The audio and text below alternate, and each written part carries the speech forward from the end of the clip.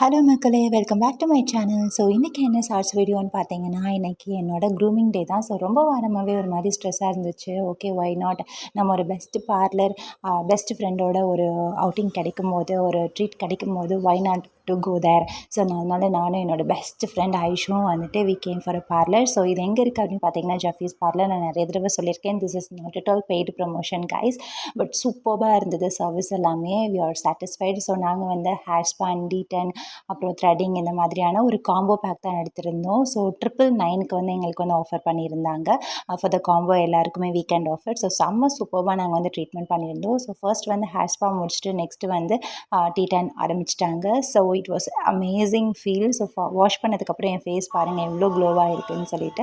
So ஒரு 3-4 டேஸ்க்கு என்னோடய ஃபேஸ் வந்து இப்படி தான் இருந்தது, பயங்கர பிரைட்டாக இருந்தது. So I was very very very happy.